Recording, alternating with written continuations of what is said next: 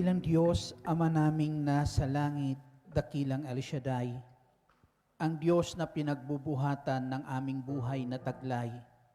Maraming salamat, Ama, na muli ang buhay na ito, Diyos, ay taglay namin sa araw po na ito. Salamat, Panginoong Jesucristo, na ang buhay po na ito ay patuloy niyong pinahahalagahan, Panginoon, at patuloy na dinadala niyo po sa inyong liwanag. Salamat, dakilang Diyos, na muli sa hapon pong ito, ang iyong mga salita ay amin na naman mapapakinggan, O Diyos. Dalangin namin ang salita na yan, Ama, na nagbibigay kalakasan, nagbibigay kagalakan, nagbibigay, O Diyos, ng kagalingan sa taglay naming karamdaman, at salita mo, O Diyos, na nagdadala sa amin ng kaligtasan, ay salita nawa, Yahweh, sa hapon pong ito, ipahayag niyo po sa amin. Mangusap po kayo, Ama, sa bawat isa po sa amin at nakikinig ang iyong mga lingkod. Binubuksan namin, O Diyos, ang pintuan ng aming puso sa mga sandali pong ito upang ang salita mo, Ama, ay patuloy na tanggapin. Ang mga salita mo ay patuloy, O Diyos, na paniwalaan sa buhay po namin, nang patuloy maging gabay namin at liwanag sa araw-araw naming buhay. Pagbuksan mo rin kami, O Diyos, ng pintuan ng puso mo, at sa ngalan ng Panginoong Jesucristo, dinggin mo nawa ang dalangin ng bawat isa at ipagkaloob dakilang El Shaddai, sa ngalan ni Jesus, sa ngalan ng Ama, ng Anak at ng Espiritu Santo. Amen. Purihin ang Panginoon.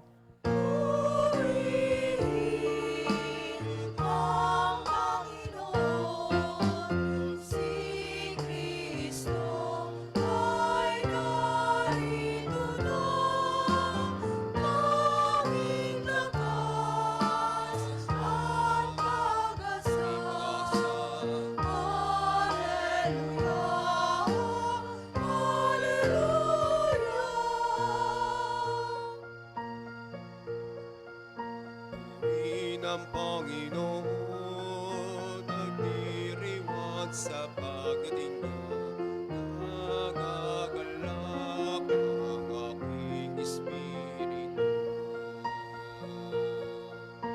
Si Kristo ay narito na, litan ay iwas na, tayo ay tutulungan na.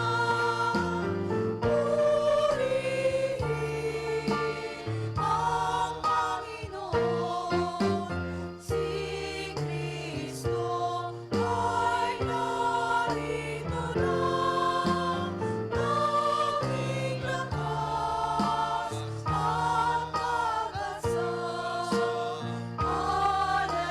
Hallelujah, hallelujah.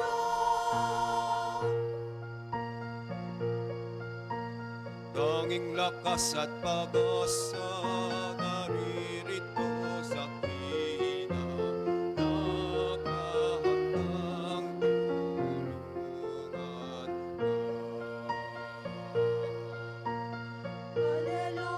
Hallelujah, lagi na siya ang kasama sa hirap man at ginawa. Purihin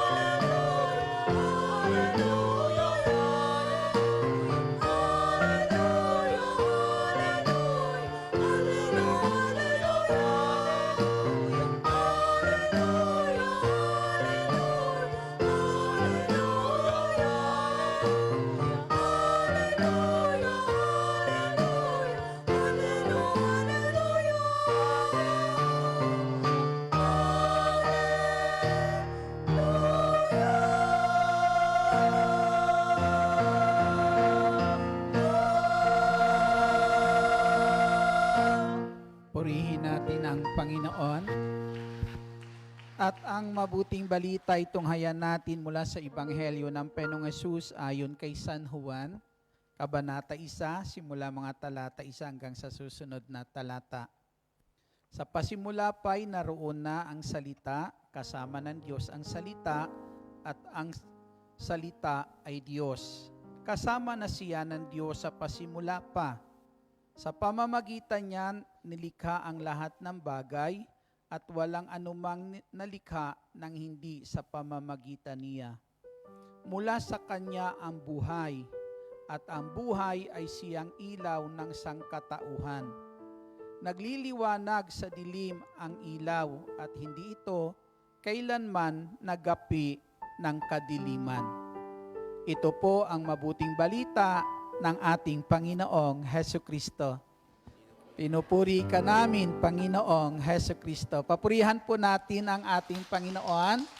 Malakas na papuri sa Diyos na makapangyarihan sa lahat. Hallelujah, hallelujah. Sa Kanyang lahat ng kapurihan, ngayon at magpakailan pa man. Yan. Merry Christmas po sa inyong lahat. Kamusta po ang Christmas ninyo?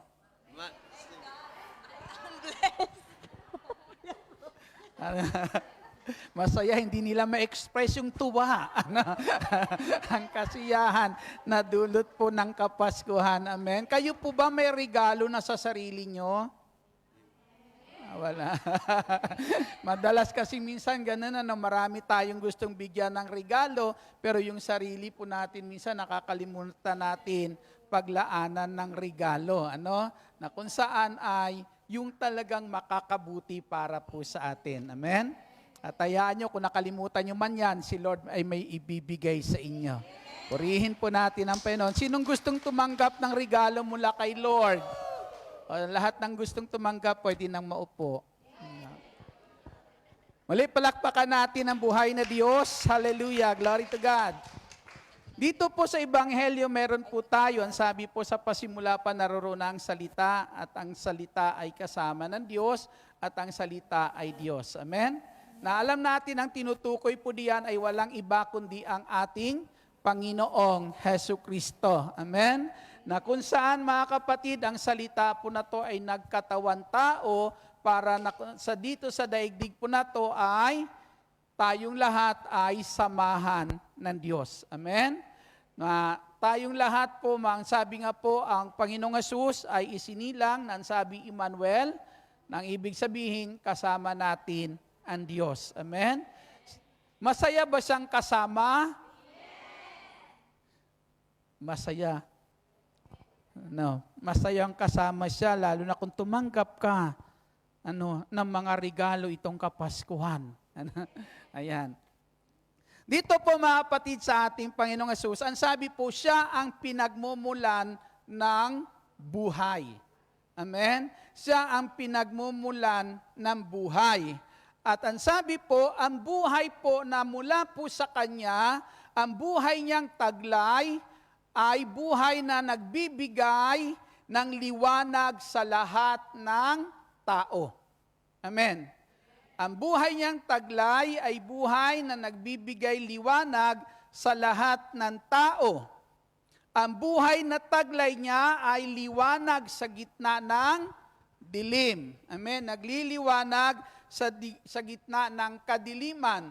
At ang sabi po diyan, ang buhay niyang taglay ay hindi nagagapi ng kadiliman. Amen? Hindi kailanman nagapi ng kadiliman. Sinong gusto magkaroon ng ganyang buhay na kung saan, kapatid, buhay na may liwanag? Amen? Ayan. Tingnan mo nga kung meron ang katabi mo, tingnan mo.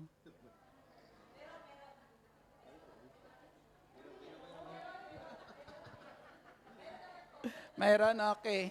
Yung iba, ayaw tumingin sa katabi, sa akin nakatingin. Sabi ko yung katabi. Palakpakan po natin ang ating Panginoon. Glory to God. Hallelujah. Ayan. Pero yung liwanag na yan, andyan yan sa atin lahat. Amen? Kaloob yan sa atin ng ating Panginoong Hesukristo. Kung ang buhay na mula na taglay ng Panginoong Hesus ay liwanag para sa lahat ng tao, mga kapatid, anong buhay ang ibinibigay nito sa atin? Amen? Anong uri ng buhay ang ipinagkakaloob sa atin ng ating Panginoong Hesukristo? Meron na ba tayo nito? Ang sabi po diyan, ang buhay na ito ay isang buhay na ganap at kasiyasiyang buhay. Amen? At isang buhay na kung saan buhay na walang hanggan. Amen? Buhay na walang hanggan o isang buhay na ganap at kasiyasiyang buhay. Sino gusto magkaroon ng buhay na ganap at kasiyasiyang buhay? Lahat tayo gusto po natin iyan. Amen? At yan, ayaw mo man yan, pero ang Panginoong Hesus gusto yan ibigay po sa atin. Ang kinakailangan lang ay handa tayong tanggapin iyan. Amen? Para makamta natin ang buhay pong iyan. Ang buhay na ganap at kasiyasiyang buhay, mga kapatid, ay buhay na mayroong kapayapaan. Buhay na mayroong kapayapaan. Papayapa ang buhay ng isang tao kapag siya ay panatag. Amen? Kapag nararanasan niya ang kapanatagan sa buhay, mga kapatid, at ang tao nagiging panatag lang ang buhay at payapa kung ang buhay ng taong ito ay puno ng pag-asa. Amen, puno ng pag-asa. Sino po dito mga dalaga pa? Ayan, marami pa. Huwag ho kayong mag-alala. Amen. Ayan.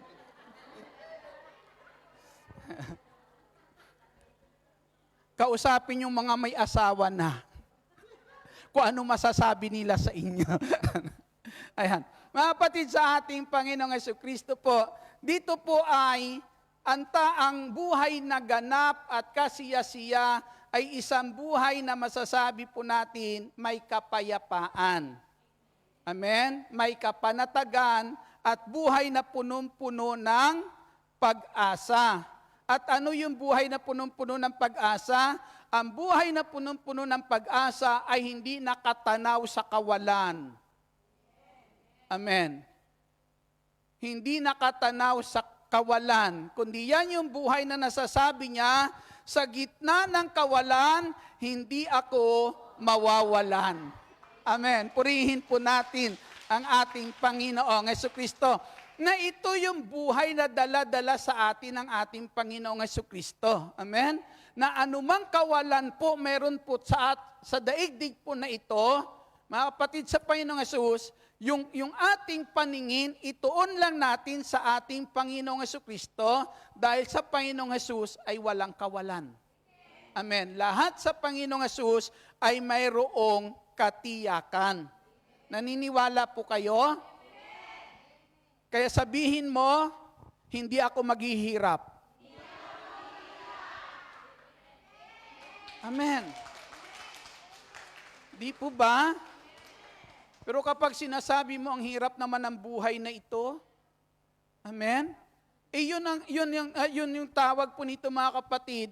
Kapag sinasabi mo, ang hirap naman ng buhay na ito, parang sinusumpa mo yung buhay mo. Amen?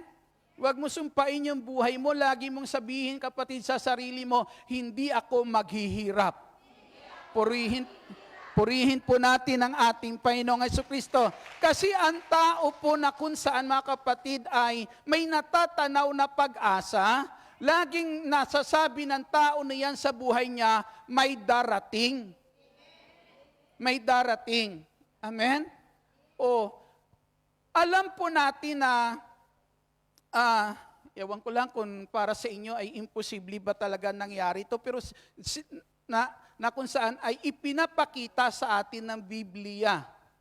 Si Propeta Elias, siya po yung panahon na kung saan ay nagkaroon ng panahon niya ay 3 taon at kalahati na hindi umulan.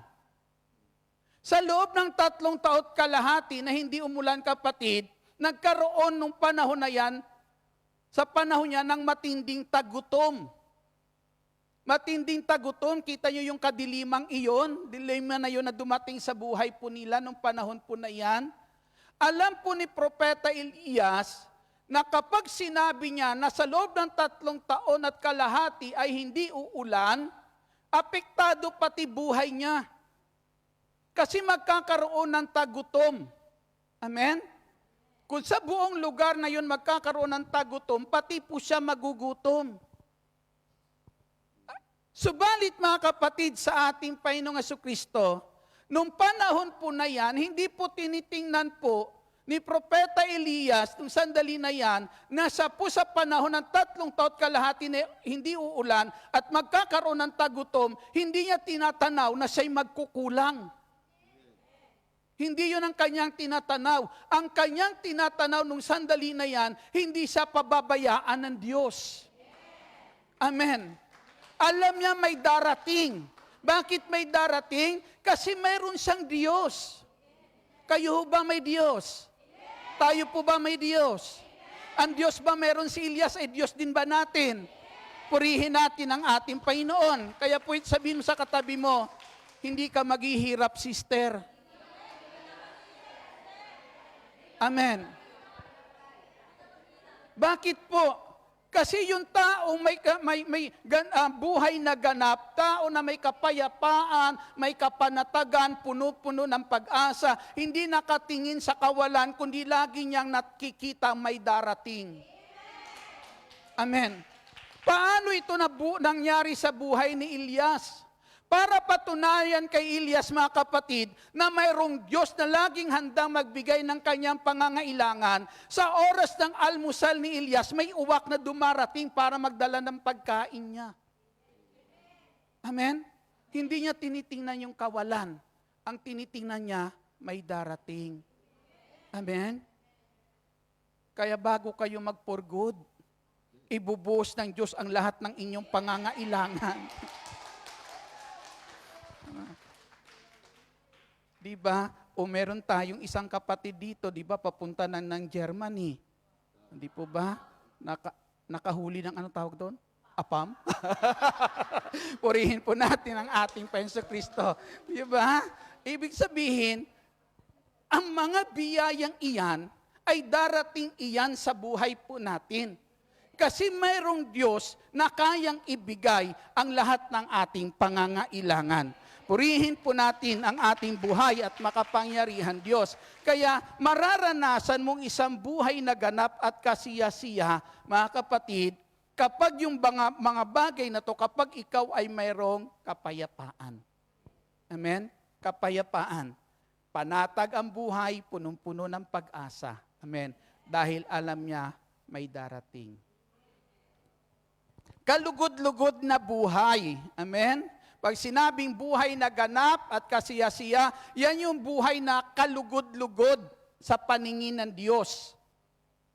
Buhay na kinalulugdan ng Diyos. At ano yung buhay na yan? Yan yung buhay na nakaugnay sa ating Panginoong Jesucristo. Amen? Nakaugnay sa ating buhay at makapangyarihan pong Diyos. Na ang sabi po dyan sa Ebanghelyo ni San Juan, Kabanata 8, talata 29, ang sabi ng Panginoong Jesucristo, hindi ako iniiwan ng nagsugo sa akin sapagkat ginagawa ko ang nakalulugod sa Kanya. Kaya ang tao na kung saan, mga kapatid, ay kinalulugdan ng Diyos, ito yung tao na kung saan ay hindi iniiwan ng Diyos. Ang sabi ng Panginoong Hesus, hindi ako iniiwan ng nagsugo sa akin. Amen? Kung hindi ka iniiwan ng nagsugo po sa iyo, kung hindi ka iniiwan ng Diyos na ito, mga kapatid, sa ating Panginoong Jesucristo, isa lang ibig ipatanaw sa atin ng Diyos. Hindi ka magkukulang habang siya ang kasama mo. Amen? Hindi ka magkukulang. Kaya ang sabi po dyan sa isang bahagi ng Ebanghelyo ni San Juan, kung mananatili kayo sa akin, amen, at mananatili sa inyo ang mga salita ko, pag sinabing mananatili sa inyo ang mga salita ko, gawin ninyo ito na dahil ito ang nakakalugod, amen, ito yung buhay na kinalulugdan ng Diyos, ang sabi po dyan, anumang hingin mo, ibibigay ko sa iyo. Amen. Paano niya maibibigay sa atin iyan? Kasi kasama mo siya. Amen? Dahil kasama mo siya, Kaya ang sabi po diyan, maibibigay na iyan sa bawat isa po sa atin. Amen? Kaya sikapin natin na yung buhay na ganap po sa pamamagitan ng isang buhay na kalugod-lugod po sa Diyos, na kaugnay sa ating Diyos na makapangyarihan sa lahat, yan po yung buhay na kung saan ay sikapin natin magkaroon tayo. Amen? At mas maganda kung yan ang iregalo mo sa sarili mo itong Kapaskuhan. Amen. Purihin po natin ang ating Panginoon. Ang sabi po diyan, dinirinig ng Diyos yung dalangin ng taong kalugod-lugod sa Diyos. Ang sabi sa Ebanghelyo ni San Juan, Kabanata 9, talata 31, ang sabi po nung isang taong pinagaling ng Panginoong Hesus sa karamdaman na kung saan isa siyang bulag. Nung tinatanong siya tungkol sa pagpapagaling ni Jesus, kung paano siya pinagaling, isa lang sinabi niya, ang alam ko ang makasalanan ay hindi dinirinig ng Diyos. Amen? Kaya ang sabi niya, kung ang taong iyon ay hindi sa Diyos, kung hindi ka lugod-lugod sa Diyos, hindi niya magagawa ito sa buhay ko. Amen? Ang Diyos ay laging handang ibigay ang ating pangangailangan. Amen? Kaya sabi kanina ni Father, ano yon? Kahit kakaunti lang tayo, tuloy-tuloy lang.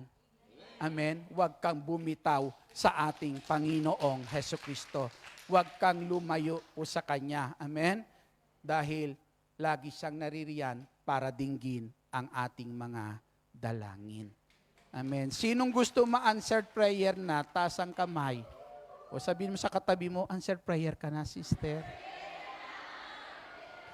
Palakpakan natin ang ating Panginoon, malakas na papuri sa buhay at makapangyarihan Diyos. Pangalawa po, ang sabi po diyan ay ang ganito. Ang sabi, ang buhay na yan ay nagliliwanag sa kadiliman. Ang buhay mayroon ng Jesucristo, ang sabi po, buhay na nagliliwanag sa kadiliman. Ibig sabihin, o nais niyang iparating sa atin, anumang kadiliman meron sa daigdig na ito, yan ang magdadala sa iyo ng pag-asa. Amen? Ang ating Panginoong Jesucristo na nagtawag po nito, nagkatawang tao, ang salitang nagkatawang tao, ang siyang magdadala sa atin ng pag-asa. Ang sabi po dyan sa Ebanghelyo ni San Juan, Kabanata po ay 1, at talata po ay talata 67, ang sabi rito, napuspos ng Espiritu Santo ang kanyang amang si Zacarias at humula ng ganito, purihin ang Panginoong Diyos ng Israel, sapagkat nilingap niya at pinalaya ang kanyang bayan. At nagpadala siya sa atin ng isang makapangyarihang tagapagligtas mula sa lipi ni David na kanyang lingkod. Purihin po natin ang ating Panginoong Hesus. Ano po yung kanyang pinapahayag nung sandali na yan? Na sa pamamagitan ng ating Panginoong Hesukristo, dumating sa kanila ang pag-asa. Amen? Pag-asa na kung saan makakalaya sila at mararanasan nila, kakamtan nila ang kaligtasan. Ito po yung liwanag. Amen? Na sa gitna po ng kadiliman, meron sa buhay po natin, natatanaw mo ang pagliligtas ng Diyos. Natatanaw mo ang gagawin ng Diyos sa buhay ng bawat isa po sa atin. Palakpakan po natin ang ating Panginoon. At ang sabi po, yan ang nagbibigay sa atin ng tunay na kagalakan. Nagbibigay sa atin ng tunay na kagalakan. Ang sabi po dyan sa Ebanghelyo ni San Lucas, Kabanata 2, talata 10, ang sabi po, ipinanganak ang isang sanggol na kung saan magdadala sa inyo ng malaking kagalakan. Amen? Yan, tinutukoy yan, yung pagkatawan tao ng ating Panginoong Hesukristo. Magbibigay po ng liwanag. Amen? Nagliliwanag sa gitna ng kadiliman. Hindi mo makikita ang liwanag na yan kapag wala ka sa dilim. Amen. Naranasan nyo na bang mabuhay sa kadiliman? Sino naranasan na mabuhay sa kadiliman? Taas ang kamay. Ayan. Pag sinabing kadiliman po ay, ito yung buhay na malayo sa Diyos. Ang buhay na hiwalay sa Diyos. Kaya kapag ang tao, ang buhay hiwalay sa Diyos, walang natatanaw na pag-asa. Walang natatanaw na liwanag sa buhay niya. Diba? Yan yung mga tao na sinasabi, ganito na talaga siguro ang buhay ko. Tanggap ko na ito. Amen? Ang tanong, yung tinatanggap mong buhay, nakapagbibigay ba sa iyo ng kaligayahan? Di po ba? Kung ang buhay na tinatanggap mo ay nagbibigay sa iyo ng kahirapan, amen, buhay na nagpapahirap sa iyo, buhay ng kabigatan mga kapatid, yan yung buhay na kung saan wala nang natatanaw na pag-asa.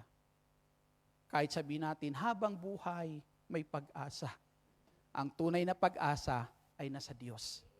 Purihin po natin ang ating Jesucristo. Maliban matanaw natin sa Kanya ang pag-asa pong iyan. Ngayon mga kapatid sa Panginoong Hesus, ang kadiliman, ito po yung paglayo ng tao sa Diyos, na walang ibang naglalayo sa tao sa Diyos kundi ang kasalanan. Sa Diyos mo hanapin ang kaligayahan at ang pangarap mo'y iyong makakamtan. Amen? Ang katanungan, nagiging kagalakan ba ng puso natin ang ating Panginoong Jesucristo? Sino po nagsasabing kagalakan ng buhay niya ang ating Panginoong Hesus? Palakpakan po natin ang ating Panginoong Jesucristo malakas na papuri para sa ating Panginoon. Maging kagalakan po natin. Pero mga kapatid sa Panginoong Hesus ay ganito po. Madalas sinasabi po ng tao ay ang ganito. Kahit saan naroroon ang Diyos. Amen? Kahit ang tao makasalanan, naniniwalang may Diyos. Amen? Pero ang minsan sinasabi natin, kahit saan naroroon ang Diyos. Pero ang tanong, nararamdaman mo ba siya kahit saan ka naroroon? Diba? Kasi ito ang dapat maramdaman natin. Ito ang dapat maranasan po natin. Hindi man kita nakikita, kundi, diba, sabi sa isang awitin, pero aking nadarama. Amen? Nandiyan siya. Subalit mga kapatid sa ating Panginoong Jesucristo, kahit saan dako man naruroon ang Diyos, kung tayo'y hindi lumalayo sa kasalanan, amen, malayo pa rin ang buhay natin sa Diyos. Amen. Malayo pa rin ang buhay natin sa ating Diyos. Kasi dapat, kung ang Diyos ay saan man dako naruroon, dapat nararamdaman ng puso mo, andiyan ang Diyos, nakakasama mo ang Diyos sa buhay niyo. Amen. Dito ba sa gawain, nararamdaman natin ang Lord? Amen. Palakpakan natin ang ating Panginoong Hesus. Bakit marami minsan mga nagbabackslide sa gawain, lumalayo? Kasi minsan, ang atin lang kasing inilalapit sa Diyos, hindi naman talaga siya, kundi yung pangako niya. Amen? Pangako niya. Tingnan niyo po, maraming mga tao na kung saan ay naging giver sa gawain ni Lord. Amen? Naging bukas palad sa gawain ng Panginoon. Bakit naging bukas palad? Kasi naniniwala siya ibabalik sa kanya ng Diyos. Ibabalik sa kanya ng Diyos. Pangako ng Diyos po yun eh. Amen? Pero alam po natin mga kapatid, na tapat ang Diyos sa kanyang pangako. Pero minsan dumaraan tayo sa pagsubok. Amen? Na kinakailangan, kasi sabi nga ng iba ay ganito po yan eh. Sabi ng iba, nakakarinig tayo, kung anong laki ng pagsubok, siyang laki ng pagpapalam, babalik. Amen? Pero minsan ang tanong ng iba, bakit puro na lang pagsubok, Brad? Wala namang pagpapala. Paano kasi ganito po yan? Nung dumating ang pagsubok, ang dalangin mo, Lord, alisin mo ang pagsubok, Lord. O sabi natin, di ba? Kung merong pagsubok, may pagpapala. Inalis mo yung pagsubok eh. Paano susunod ang pagpapala? Amen? Kaya, dumating ang pagsubok, dalangin mo na naman, Lord, alisin mo, walang pagpapala.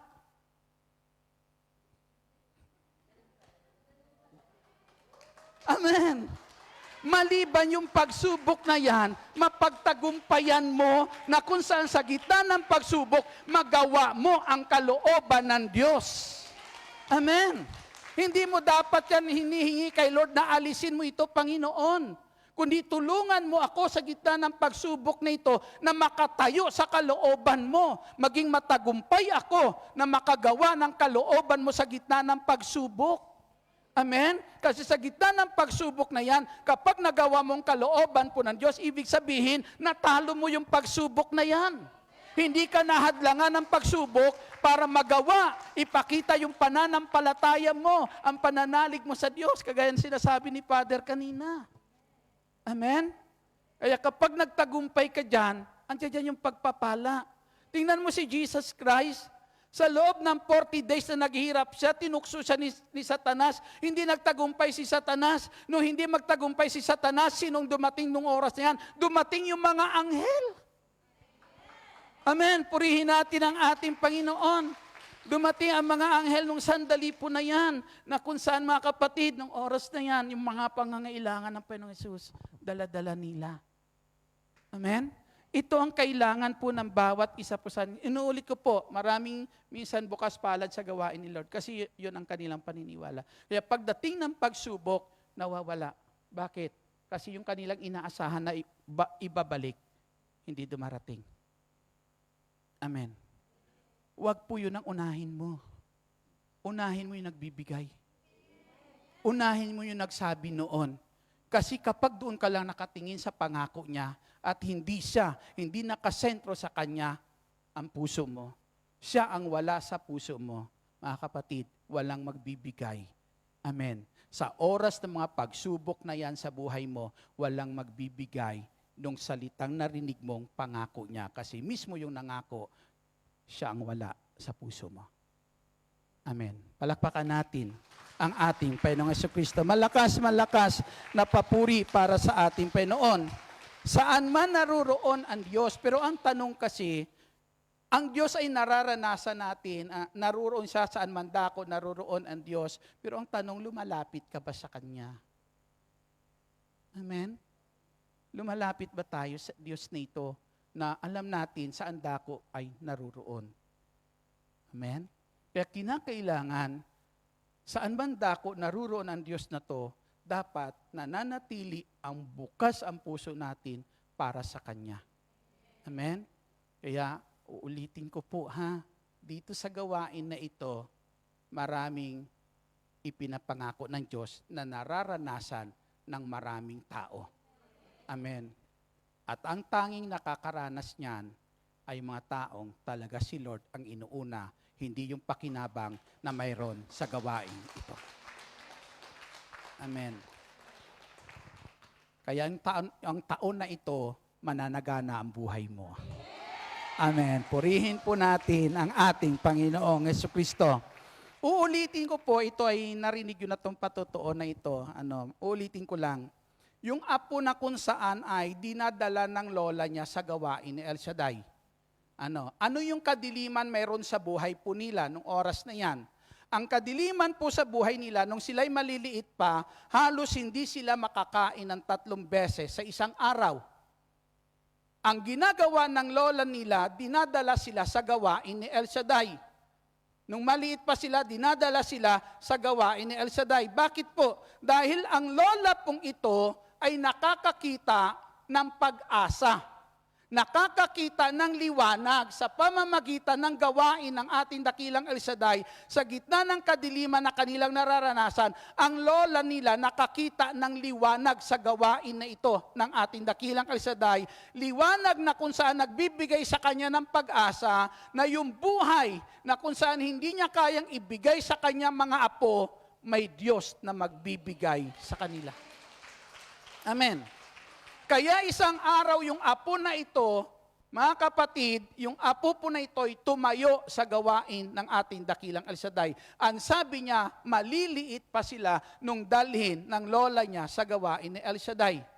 Ngayon, nung panahon ng pandemic, tumayo pong apo na ito para magpatotoo sa gawain ng ating dakilang El Shaddai.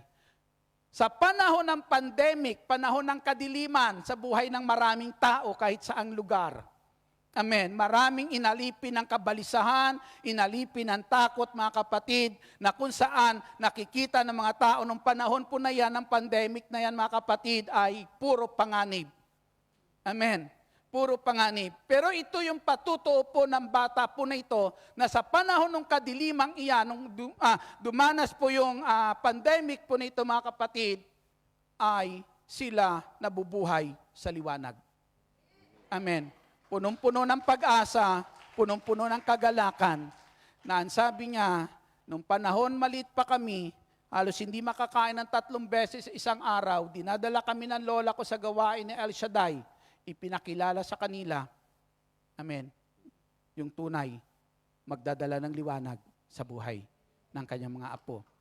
Pero ang sabi niya, ngayong panahon ng pandemic, ang sabi ng sister na iyon, maliliit pa sila, no? Nung nagpatotoo, malaki na. Itong panahon ng pandemic, ang sabi niya, hindi lang kami 3 beses kumakain sa loob ng isang araw.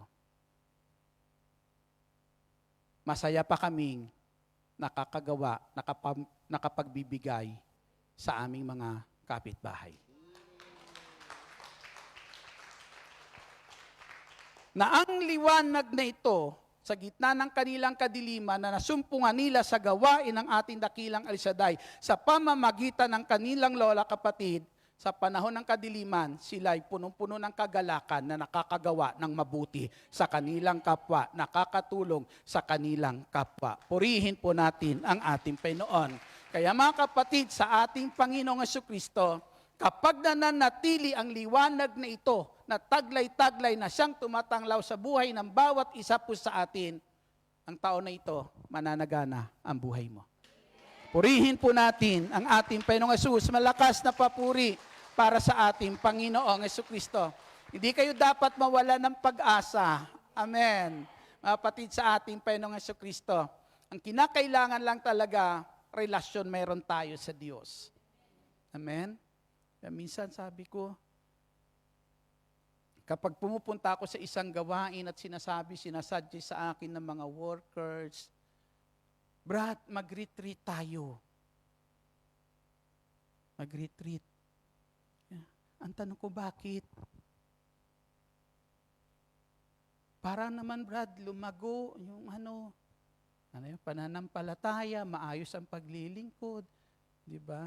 Sabi ko, bakit? Sa tingin nyo may dapat pang ayusin sa inyo? Diba? Kung mayroon man dapat ayusin pa sa atin, hindi natin kinakailangan mag-retreat. Kahit mag-retreat tayo, kung ayaw mong ayusin iyan, walang mangyayari. Bakit? Araw-araw tayo nakakapakinig ng salita ng Diyos. Araw-araw tayo pinaalalahanan ng Diyos. Amen? Imposible naman kung talagang gusto mo magbago, hindi magbabago. Amen? Hindi nagkukulang ang Diyos ibigay sa atin ang liwanag araw-araw para na kung saan patuloy tayo magkaroon ng magandang ugnayan sa ating Panginoong Hesukristo. Purihin po natin ang ating Panginoon. Tingnan niyo po mga kapatid, kasi kapag tayo po ang tunay na atin na relasyon sa Diyos sa gawain na to, ang tunay na ating pinarito mismo sa El Shaddai, kahit anong pangkunin sa iyo, hindi ka magagalit. Si Esteban nga, binato na hindi pa galit eh. Itong kagandahan kay Esteban. Nakita niyo po kanina yung sinasabi ni Father, ang Panginoong Jesus ay nakatayo sa kanan ng Diyos. Pero doon mo lang maririnig sa bahagi na yon na ang Panginoong Jesus nakatayo. Sa ibang bahagi ng Biblia, nakaupo. Maraming salitang nakaupo sa kanan ng Diyos. Pero doon sa talatang iyon, nakatayo. Bakit kayo nakatayo? Bakit nakatayo? Ito ang dapat nating gawin. Alam niyo po kung bakit nakatayo? Nakakita na ba kayo ng mga tao na kung saan hinahangaan dahil sa kanyang ginawa? Anong ginagawa ng mga audience po kapag nagpapakita sa ng gilas? Tumatayo, pinapalakpakan, standing ovation po sila dahil sa taong iyon. Yun si Esteban. Standing ovation sino? Si Lord ang tumayo para palakpakan siya. Amen? Dahil sa ginawa niya, kita niyo si Lord ang humanga. Kaya sabi ko, dito sa gawain na ito, kung siya ang tunay na kayamanan mo, anumang alisin sa iyo sa gawain na ito, na pakinabang para sa iyo, hindi ka masasaktan. Amen. Hindi ka masasaktan. Ang tanging mararamdaman mo lang sakit kapag siyang inalis sa iyo. Amen. Di po ba? Pero kung mga bagay lang, isa lang masasabi mo, alisin niyo man yan sa akin, may Diyos pa rin na magbabalik niyan sa buhay ko. Palakpakan, papurihan natin ang ating Panginoong Hesukristo. Ang sabi po dyan ay ang ganito, sa Ebanghelyo po na binasa natin, ang liwanag na ito ay hindi nagagapi ng kadiliman. Hindi nagagapi ng kadiliman. Palakpakan natin muli ang ating Panginoon. Malakas na papuri sa ating buhay at makapangyarihan Diyos. Hallelujah. Hindi nagagapi. Pag sinabing hindi nagagapi ng kadiliman, yung kabutihang magagawa niya ay hindi kayang hadlangan. Amen. Yung kabutihang magagawa niya sa atin ay hindi kayang hadlangan. Kaya kay Kristo may katiyakan tayo. Amen. May katiyakan po tayo sa ating Panginoong Kristo. Ang sabi nga po dyan, sa sulat po ni Pablo po sa pangalawang Korinto, Kabanata Siyam, ang sabi po dyan ni San Pablo ay ganito, ang tulong ng Diyos ay sapat sa pangangailangan ko. Amen. Alam natin kung anong mga karanasan meron si Pablo sa buhay paglilingkod niya, mga kapatid, sa ating Panginoong Kristo. Marami siyang sinabing, naranasan ko yung ganito, hinagupit ako ng ilang beses ng ganito, binato ako na iniwan na halos patay. Amen? Pero anong sabi ni San Pablo nung sandali na yan? Patuloy siyang nakakatayo sapagkat ang tulong ng Diyos sapat sa oras ng kanyang pangangailangan. Patuloy siya nakapaglilingkod dahil sa tulong ng Diyos na sinasabi niya, laging sapat sa kanyang pangangailangan. Kaya ang patutuo ni Pablo ay ganito, ang kanyang patutuo, buhat sa kayamanan ng Diyos na hindi nauubos, handa niyang ibigay anuman ang ating maibigan, anuman ang ating pangangailangan, mga kapatid. May Diyos na makapagkakalob nito sa atin sa pamamagitan ng ating Panginoong Hesukristo.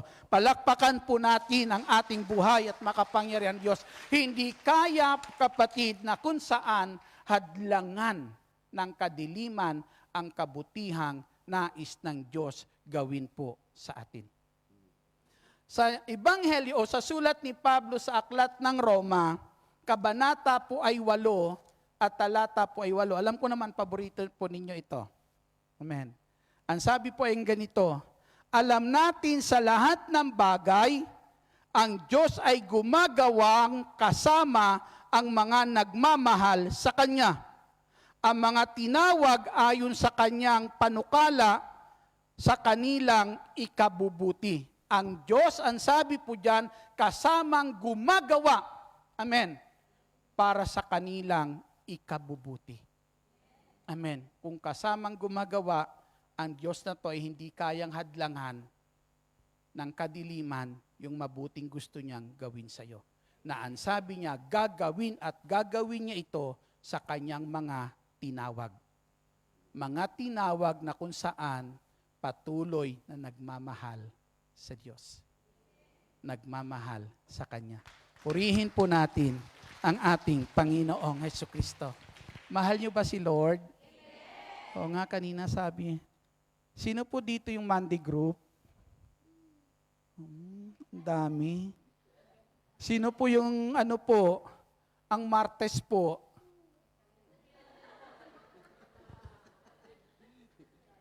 Lahat ng araw, Ayan. Iba? Sino po dito po ang Miyerkules? Ayan.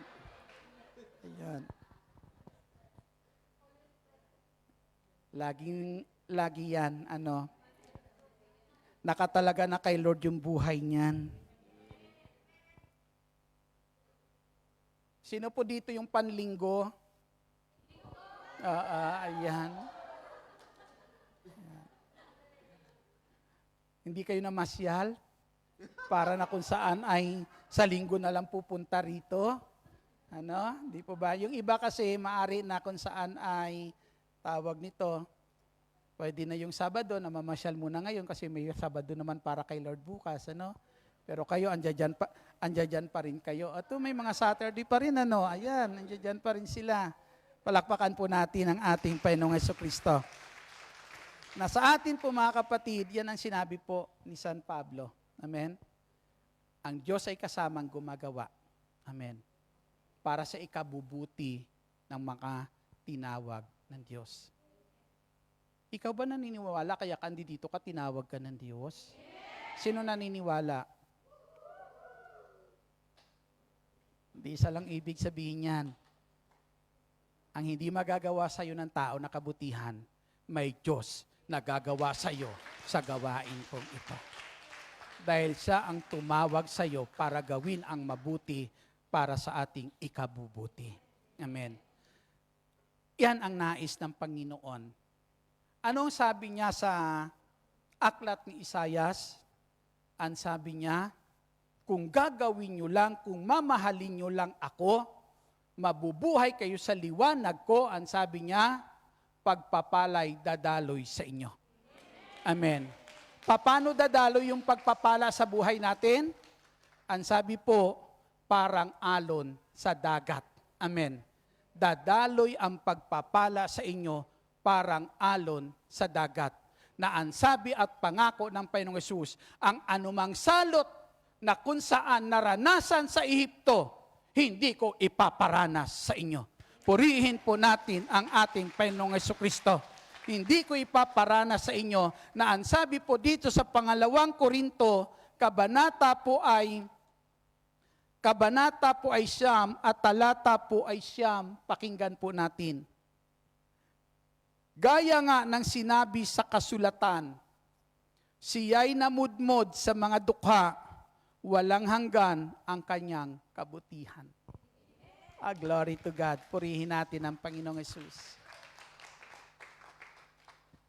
Mahirap minsan paniwalaan. Amen? Pero nangyayari sa mga taong may pananalig sa Diyos. Amen? Hindi tayo pinababayaan ng ating Panginoong Jesucristo. Amen? Tapat po ang Diyos na tumawag sa bawat isa po sa atin. Isa lang kailangan. Amen? Ang kailangan lang po natin, ang ugnayan, meron ka sa Kanya. Ituring nating kayamanan iyan. Amen? Kasi kapag yan ang kayamanan meron ka, sinasabi ko po sa inyo, anumang mawala sa iyo na pwedeng sirain sa iyo ng kapwa mo, hindi ka apektado. Dahil alam mo, may Diyos na naririyan, gumagawa lagi na kasama mo bilang tinawag ng ating Jesucristo para sa iyong ikabubuti. Namumudmud po siya, walang hanggan ang kanyang kabutihan. Kung walang hanggan ang kabutihan na ito ng Diyos, yan ang araw-araw na mararanasan mo. Yan ang mararanasan natin araw-araw. Masarap magmahal ng Panginoon. Amen. Di sa pangarap, hindi ko pangarap makarating dito. Totoo yan mga kapatid sa Panginoong Hesus. Pero may pangarap ako noon. Aywan ko lang, alala ko kasi Pero para sa akin, mahirap abutin. Kasi tamad ako mag-aral Kumbagay, bobo ba? Sabi nila, mahina, mapurol.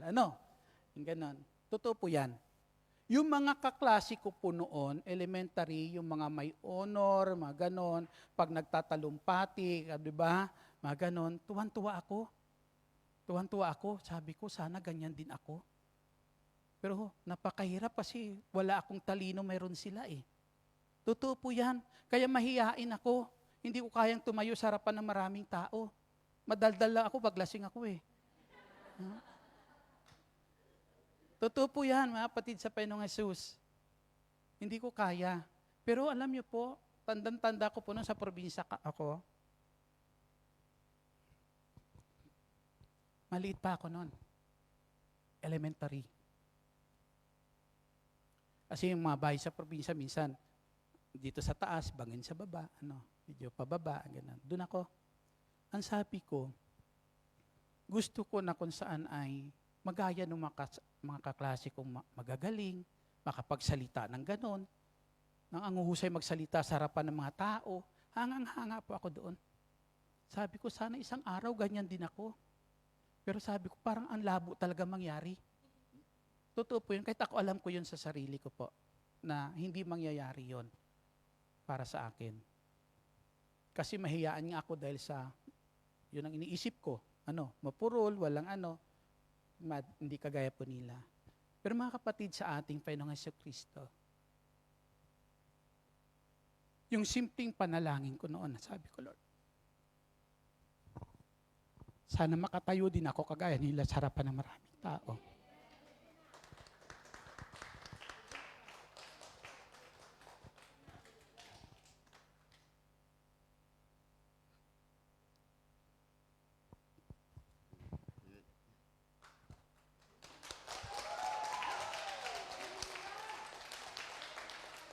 Ang hindi ko magagawa, magagawa ng Diyos.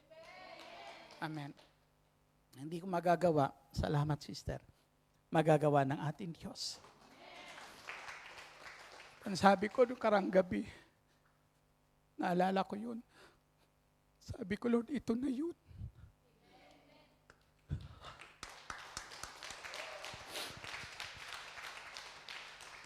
Sabi ko, Lord, ito na yun. Naalala ko yun, Lord. Yung maiksi na yun na panalangin, narinig mo. Ito na yun, Lord.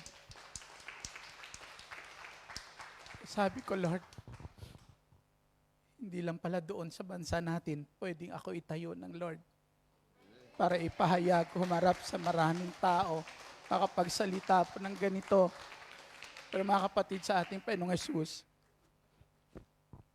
ang wala man akong karunungan, niloob ng Diyos, ipagkaloob sa akin, parang kanyang salita, ang siya kong maihayag, hindi ang karunungan ng tao.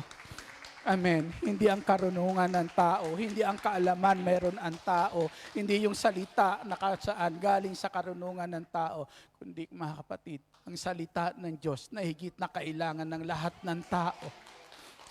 Salita ng Diyos na kung saan tunay makapagdadala sa atin sa tunay na liwanag ng Diyos upang mapuno ang buhay natin ng mga pagpapalang ipinangako po sa atin ng Diyos.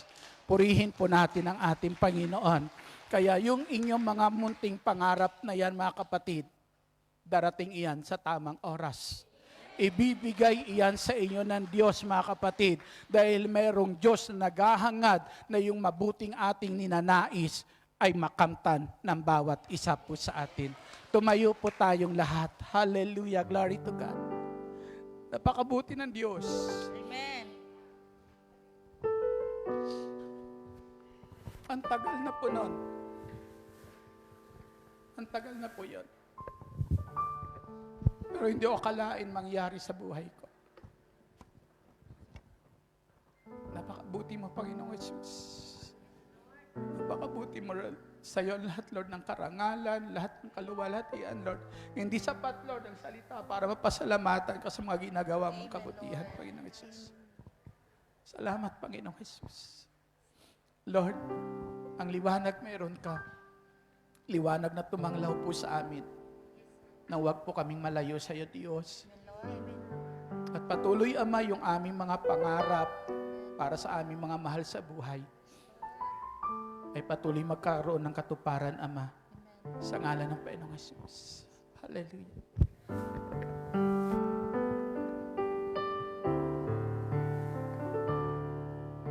Sa bawat oras at araw, ikaw ang kalakasan Yes, Lord. Hallelujah.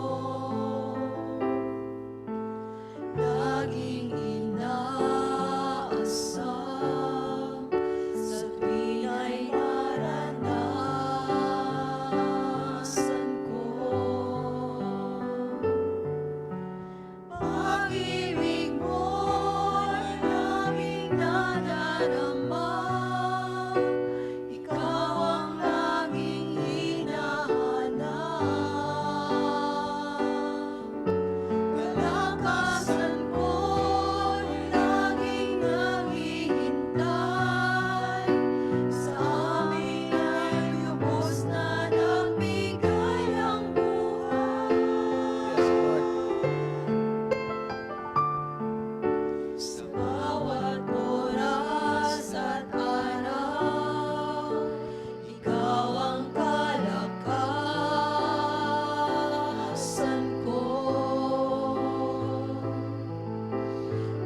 laging inaasam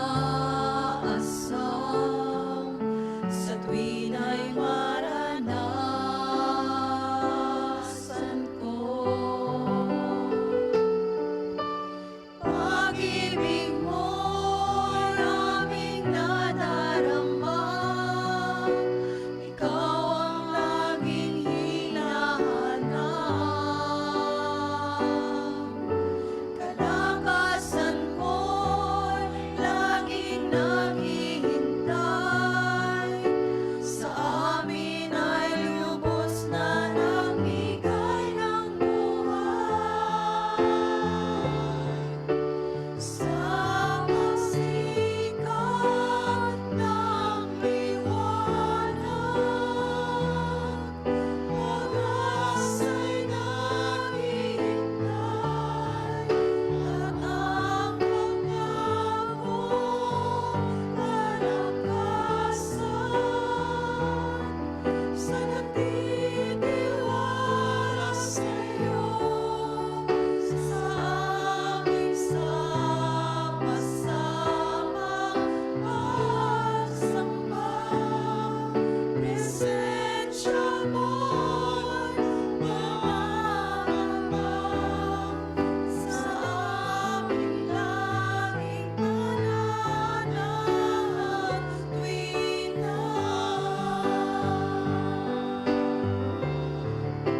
sa pagsikat ng liwanag,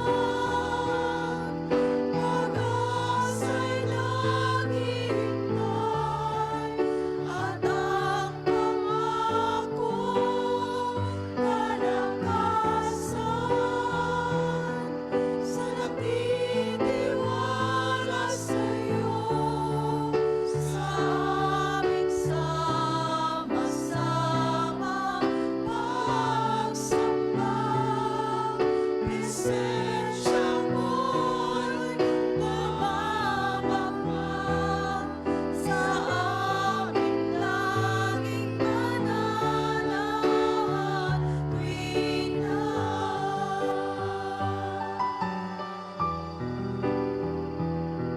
sa aming laging pananahan tuwing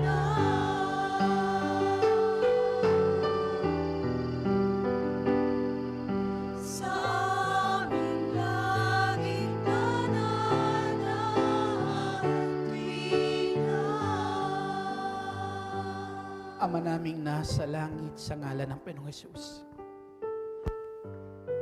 panahanan mo kami ng buhay, Panginoong Hesus, na nagmumula po sa iyo, na nagbibigay sa amin ng liwanag. Buhay, Ama, na alam namin magdadala sa amin sa mga pangarap at mga panukala mo, O Diyos, para sa aming ikabubuti. Yan ang dalangin namin, Panginoong Hesus. Yan ang kahilingan namin, Panginoong Hesus. Sa kapaskuhan na ito, Panginoong Jesucristo, yung buhay na yan, ang nais po namin. Buhay na anumang kadiliman meron sa mundo pong ito, laging natatanaw ang pag-asa. Buhay na anumang pagsubok meron daanan sa daigdig po na ito, mananatiling nakakapit sa iyo, Panginoong Hesus. Ipagkaloob mo sa amin, Lord, ang buhay na kung saan tunay na nagmamahal po sa iyo. Salamat, Ama naming nasa langit, aming inaangkin, Ama, yung aming mga pangarap, yung aming mga simpleng dalangin, ibibigay mo sa tamang panahon na kailangan namin ito. Ibibigay mo, Ama, tulad ng pagkaloob mo sa amin ng bugtong mong anak na si Jesucristo. Mahaba mang panahon, Lord, pero hindi mo nakalimutan, Ama, ang iyong pangako na ipagkakaloob mo sa amin ang bugtong mong anak na si Jesucristo. Kung hindi mo yan, Ama, nakalimutan at hindi mo ipinagkait mismo ang iyong anak, amin po amang inaangkin at hihintayin, ipagkakalob mo rin ang mga munti naming dalangin. Salamat, Panginoong Hesus. Salamat. Gabayan mo kami araw-araw. At ang pagsasama mo ang isa naming dalangin. Araw-araw, O Diyos, maranasan namin saan man dako kami naroroon. Ikaw ay naririyan aming kasama. Salamat, Panginoong Hesus. Salamat. Taas natin ang mga bagay na nais natin taas sa Panginoon. Dakilang Diyos, maraming salamat. Narito ang kahilingan ng aking mga kapatid at Ama, nananalig po ako. Buhat sa kayamanan mong hindi na uubos, sa ngalan ng Panginoong Jesucristo, ang lahat na ito ay iyong tutugunin, ipagkakaloob sa aking mga kapatid. Ngayon din, Ama, aming inaangkin na ito at pinasasalamatan sa iyo, dakilang El Shaddai, sa ngalan po ng aming Panginoong Jesucristo. Sa ngalan ng Ama, ng Anak at Espiritu Santo. Amen. Hallelujah. Sabihin mo kay sister, darating na. Darating na! Amen. Purihin po natin ang Panginoon. Malakas na papuri po sa Diyos. Glory to God. Hallelujah. Mahal na mahal po kayo ng ating Panginoong Jesucristo.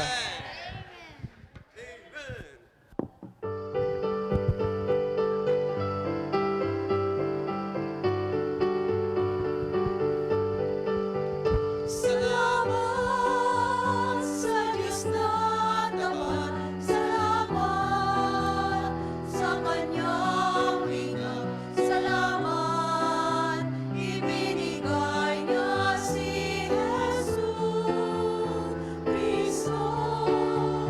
Salamat sa Diyos na tapat, salamat sa Kanyang lingap, salamat ibinigay niya si Jesus Cristo.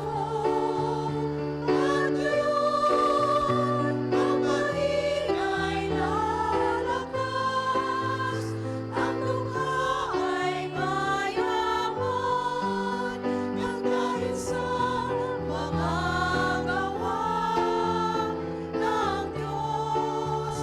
At ngayon ang mahina'y lalakas, ang dukha ay mayaman, nang dahil sa mga gawa ng Diyos. Salamat, salamat, salamat. Dasalin